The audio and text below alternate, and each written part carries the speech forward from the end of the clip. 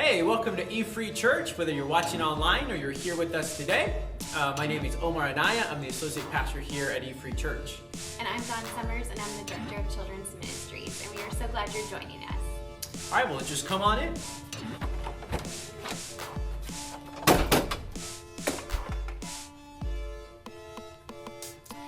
Well, here at E-Free Church, we are people from different places, different traditions, different backgrounds, but we all come together to focus on Jesus Christ. And we want this to be a safe place where you can explore your faith, ask questions, and get connected. We're also a multi-generational church, so you will experience both hymns and modern worship. You will also experience snapshots from our kids ministry. If you want to give it online today, here's what you can do. Download our E-Free Church app on your Apple Store or Android store.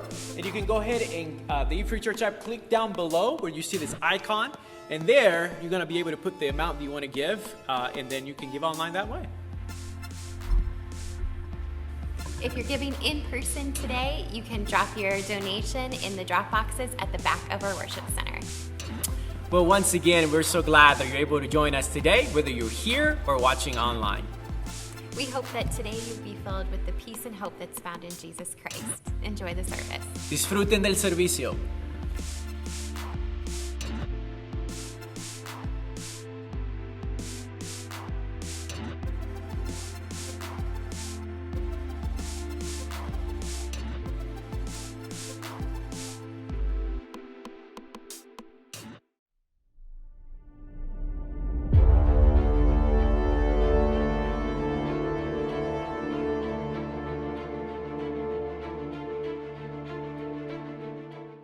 So last week, Pastor Rick started this series on pride. And in this sermon last week, he talked about some of the effects that pride can have on our relationships, but also our lives as well.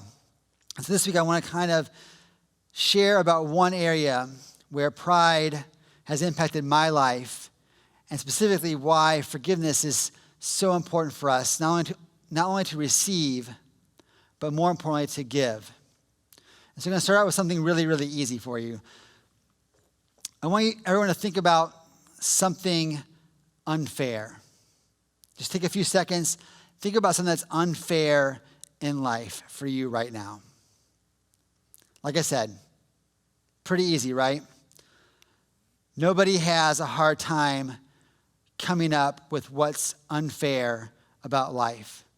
Maybe for you thought about sports and how the refs always seem like they're working for the other team. Or maybe you thought about work or school, about how others kind of get credit or promotions that you deserved. Or maybe you thought about life in general and how it feels difficult at times, especially when you begin to compare your life with other people on social media. Or maybe it's just a really challenging season in your marriage right now, or as a parent. Maybe you're dealing with health issues or health concerns, or you're taking care of a sick parent, older parent, or a loved one, and it just feels really unfair in life right now. Or maybe you thought about anybody who would be described with an ER at the end. Anyone who's smarter, richer, prettier, stronger, popular-er, and how unfair it is that they naturally are something-er than you. And when something is unfair, we basically hate it, right? Maybe growing up you felt like, I'm so glad my brother gets away with all the things that I get grounded for. Think for a minute of Ferris Bueller. Or maybe you thought, man, what a blessing that I am literally less smart, funny, and good-looking than that person. Nobody likes unfairness. And if I'm honest, I think that's the problem with forgiveness. It's about forgiving people when they're sorry. And a lot of times forgiveness feels unfair. It feels like It's a scale that is tilted in their favor. It's like they're getting away with something. It's one-sided, and it feels totally not fair for us. It feels like they took something from us, and we aren't getting paid back. Maybe you've heard the phrase, they owe you an apology. But in your mind, you're thinking, wow, apology? They owe me a whole lot more than that. And you might not use the word unfair when we talk about it because it feels so much bigger than that. It isn't the same as when you drop your ice cream on the sidewalk. Or maybe as a kid, when your sibling knocks down your block tower that you spent so much time on, which is happening a lot in our house right now, as we have an 11-month-old who's crawling everywhere, knocking over masterpiece block towers and stealing toys from our older two. It's a way more serious situation for you. Maybe for you, it's that somebody talks bad about you, or somebody lies about you, or maybe a friend doesn't invite you to the party, or a supervisor makes you feel stupid or overlooks you every single time. Maybe your plans have changed because of COVID, and that feels really unfair right now. Or maybe your marriage or being a parent isn't going the way that you planned. Or a family member says something really hurtful to you or about you. Or worse, a loved one gets sick or passes away unexpectedly, and you have a really hard time forgiving God for that. And after getting hurt like that over and over and again, we're just supposed to let that go. Nothing happens to them. No payback, no consequences. Maybe not even an apology that you feel like they owe you. Just simply forgiveness. How is that okay?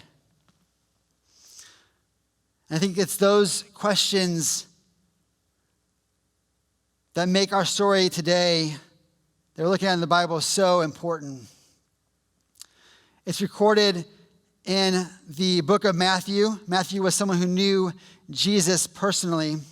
And in this particular chapter of Matthew, we see Peter asking Jesus a question about forgiveness. And as Jesus often did with questions, he answered Peter by telling a story. And I think this story kind of speaks directly to our questions as they relate to people in our lives who are either sorry or maybe even not sorry for the ways that they have treated us. So Jesus starts his story like this. Therefore, the kingdom of heaven is like a king who wanted to settle accounts with his servants. As he began the settlement, a man who owed him 10,000 bags of gold was brought to him. Since he was not able to pay, the master ordered that he and his wife and his children and all that he had be sold to repay the debt. At this, the servant fell on his knees before him. "Be patient with me," he begged, "and I will pay back everything." The servant's master took pity on him, canceled the debt, and let him go. So Jesus tells this story about a servant who borrows a whole lot of gold. It would be like saying that he borrowed $1 billion, and there's no way he could ever repay that debt. And so his boss, rightfully so, is very ticked off, as I would be if I was in that situation. And so the king makes a choice. He tells the servant he's going to sell him and his wife and his children into slavery until they can repay this outstanding debt. And you're thinking, that seems totally extreme and totally unfair.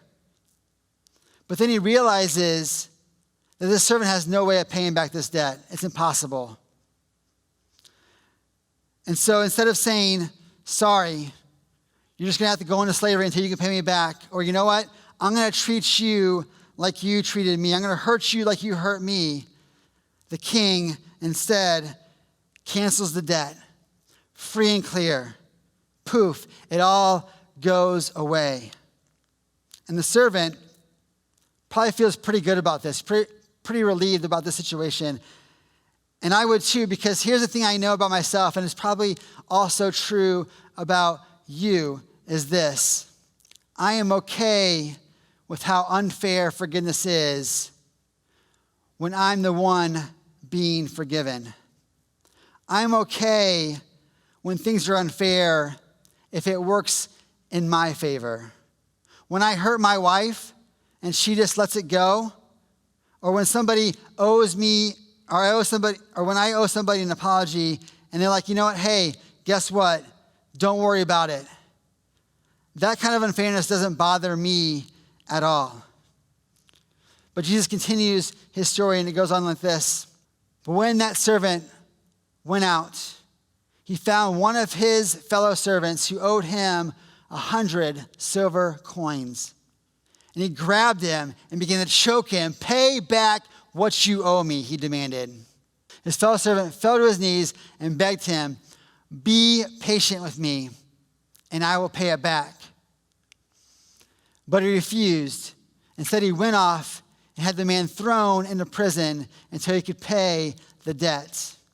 And when the other servants saw what had happened, they were outraged and went and told their master everything that had happened. Then the master called the servant in. You wicked servant, he said, I canceled all that debt of yours because you begged me to. Shouldn't you have had mercy on your fellow servant just as I had on you? So this same servant who owes his master like $1 billion has someone who owes him money as well, but it's not a lot, just a few coins. Way less than what he owed the master. And yet he refuses to give this guy a break. Instead of offering that same forgiveness that was given to him, someone who owed him way less money, he did the exact opposite. Why? Why would he do that?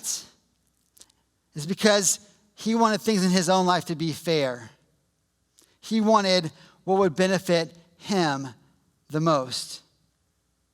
So when the master gets word of all this, he, of course, is furious. He had been unfairly good to his servant. And how did this servant repay him? By being incredibly harsh to someone else. And Jesus goes on to conclude his story by saying this. In anger, his master handed him over to the jailers to be tortured until he should pay back all he owed. This is how my heavenly Father will treat each of you unless you forgive your brother or sister from your heart. So in the very end, Jesus connects all the dots for us. This isn't just a story about a guy and his servant and some bags of gold. It's a story about us.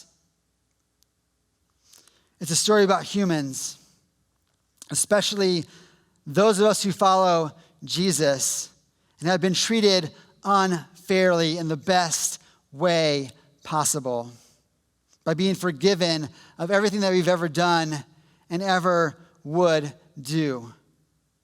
I think Jesus is saying to his followers here, what are you doing? What are you thinking? Yes, forgiving your brother or sister for that one thing feels unfair. But guess what? I forgave you for all the things you've ever done and ever will do. I didn't make you pay that debt because there's no way you possibly could. Instead, I forgave you times 1 billion. So when you refuse forgiveness of someone else, that's a problem. I don't think Jesus told this story to be like, see how bad you are. Why are you guys all such amazing jerks?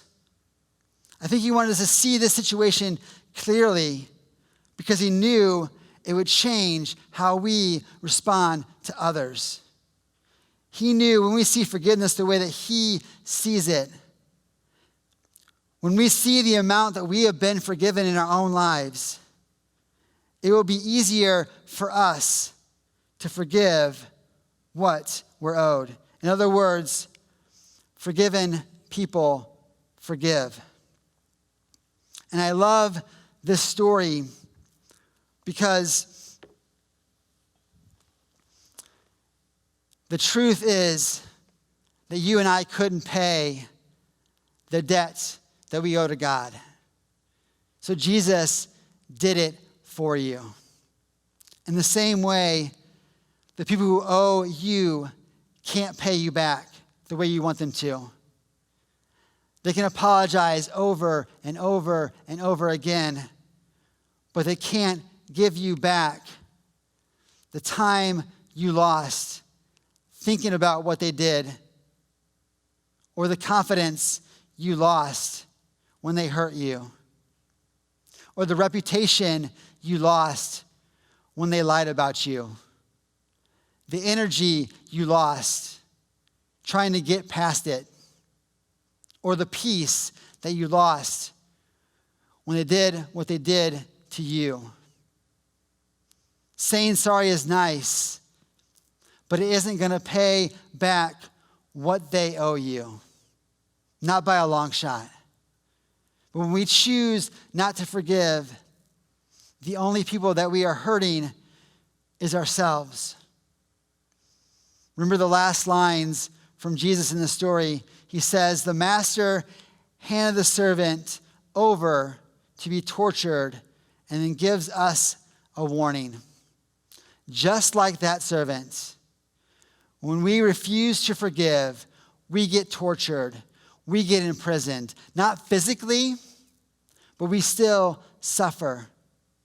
It's almost like we get stuck. We keep thinking about it, reliving it, and having imaginary fights in our head about it. And it, whatever that it is that we refuse to forgive, it keeps hurting us over and over. It is torture in our lives. So here's a newsflash for you. That person who hurts you isn't carrying that debt that they owe you. You're carrying it. They're not thinking about it as much as you are. They're not reliving it as much as you. They're not hurting over it like you are. And I think Jesus is saying, not only is forgiveness the right thing to do, but it's the right thing for you and your heart and your life. Because when forgiven people forgive, it sets both people free.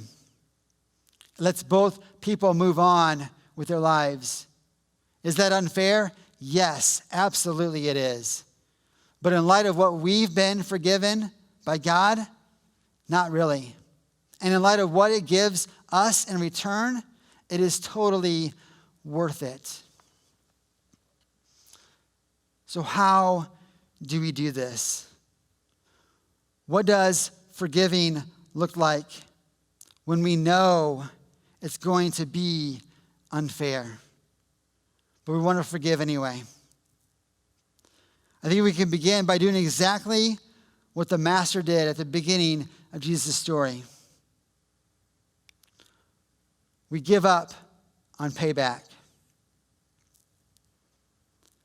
If you are familiar with Jesus' life and his ministry, you know the phrase, love your enemies.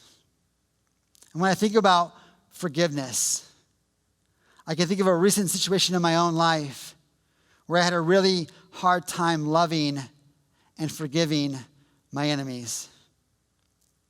Pastor Rick talked about this last week, how pride lessens our capacity to hear what we need to hear, to say what needs to be said, and to give and receive love. And these are some of the things that I began to experience in my own life. I was deeply hurt by pride to the point of feeling spiritual, emotional, and mental abuse from others. It pushed me into this dark depression that caused me to believe in the lies that I was hearing.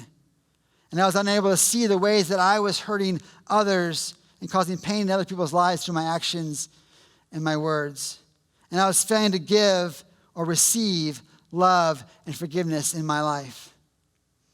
So forgiveness for me means giving up on whatever you're doing to try to make things fair again.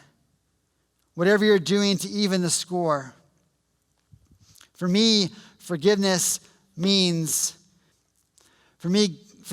giving up on trash talk. When somebody hurts us, it's tempting to tell anybody who will listen, to make them look bad and make sure that everyone knows what a bad person they are. It seems fair to trash talk them, especially if they have trash talked you. Forgiveness means giving up on judging. When we're ticked off, it's easy to think about all the things and ways and stuff that's bad about that other person. To tell ourselves or other people all the reasons they not only did something bad, but that they are bad people. Forgiveness also means giving up on being a jerk. If we're honest, when someone's been a jerk to us, it seems completely fair to be a jerk back to them. Maybe you do it in obvious ways like blocking their way in the hallway, or extremely by keying their car. But seriously, don't ever do that. It's not a good choice. Or maybe you prefer more subtle ways. It looks like giving other people, it's the look you give other people when they walk in the room. Or the innocent but snarky response anytime they talk. It's screenshotting something they post online and sending it to your friends with your own comments added. This is the kind of person that I was becoming, especially towards those who are hurting me the most in my life. I felt anger and bitterness, anxiety and depression anytime I thought about them. And let's be honest, none of that seems too bad compared to what they did to you or to me. But at the same time, they are all ways that we try to get payback and make things fair again. And I think Jesus' point of the story was that that's not going to happen. Not forgiving does not make it better. And because Jesus has let all of our debts go, we have the power to let go of what others owe us. The Apostle Paul puts it this way: bear with each other and forgive one another. If any of you has a grievance against someone, forgive as the Lord forgives you. And how does the Lord forgive you when you mess up? Completely. Without payback. Even though it cost him. And because of what he did for us, you and I can do the same thing, because forgiven people forgive. Eventually, for me, through lots of prayer and counseling and personal encouragement from the people who truly love and know me, I was able to apologize for my part and forgive the hurt that I felt and slowly let go of the negative emotions towards those who hurt me. The situation is still not perfect, and it still feels unfair because I never got back what I felt like I truly deserved. But I have removed myself from that harmful situation, and over time allowed God to begin to heal me and restore me. So if you are here today and you've been hurt by somebody, if you're watching this and you've been hurt by somebody, I get this isn't easy. If you aren't following Jesus or have never experienced total forgiveness, it may even sound really, really insane. But for those of us who have experienced what Jesus has done for us, who've had debts we can't pay back canceled, I think it's so helpful for us to see how our debt compares to the ones that we are trying to forgive. So as you go into the rest of your day, I want you to think about someone who has hurt you or made you angry. And when you think of that person, I want you to ask yourself this question: what do they owe you? What would it take for you to feel like things are fair again? Is that even possible? Because I'm guessing it's not. And that's okay. Because your Heavenly Father has set the best example for how to forgive when it's unfair. He doesn't want you to feel tortured. He doesn't want you to waste time and energy trying to make things fair again. Instead, he wants to help you see that when you've been forgiven, more than you can ever pay back, it'll give you the courage to do the same for someone else. I'm going to close this message by showing you a video clip of an example of the power of forgiveness and the power that it has to release us from that torture, from that weight, from that pain that we experience in our lives, that debt that we are carrying in our hearts and our minds. He went through some terrible years where he was destroying his marriage, but Louis was saved by his wife's insistence that he go to see a sermon by Billy Graham, who at that time was a very young man, not very well known, but he was speaking in Los Angeles. Louis didn't want to go, but his wife was going to leave him. And he agreed on that basis to go see him speak. And he sat in the back of the audience and he was unhappy and he was sullen. But Graham spoke of things that resonated with Louis, with his experience about how God reaches into people's lives and helps them get through things that seem unsurvivable. I think all the prisoners had basically made the same prayer: get me home alive to my family, God, and I'll seek you, I'll serve you. And you make promises while you're under a dire situation. But how many of them keep their promise? I didn't. And so my life fell apart. And it was at that moment that he made this realization to himself that he thought God had actually helped him through this, and he owed God something. And he realized what he needed to do. So I went forward in the meeting and made my confession of faith in Christ, and I couldn't believe what happened. While I was still on my knees, my life changed in a matter of moments, because I knew I was through getting drunk, and I knew that I forgave my guards, and I knew it was a miracle because I forgave the bird. And that was the first night. First night in 2.5 years I didn't have a nightmare, and I haven't had one since. And Louis realized that God can forgive him for all the rotten things he did in his life, that he ought to be able to forgive those that had done him wrong. So forgiving the guards and the bird was actually salvation for him. It really turned him around in an instant. He decided he needed to test his forgiveness to see if he really had truly achieved it. And he went back to Japan to meet the guards who had abused him so terribly. And he went to Sagama prison where they were all being held for war crimes. He went to every single one and looked him in the eye and told him that he forgave him for the treatment that he received when he was a prisoner of war. He felt no animosity. He just felt compassion, and they couldn't believe it. He couldn't believe it. It was a wonderful experience. He knew he had truly forgiven then. I think it's incredible that he forgave them. That's a lesson that he taught my father and me. By hating somebody, I'm not hurting them, I'm only hurting myself. You can forgive anybody. Forgiveness is always possible.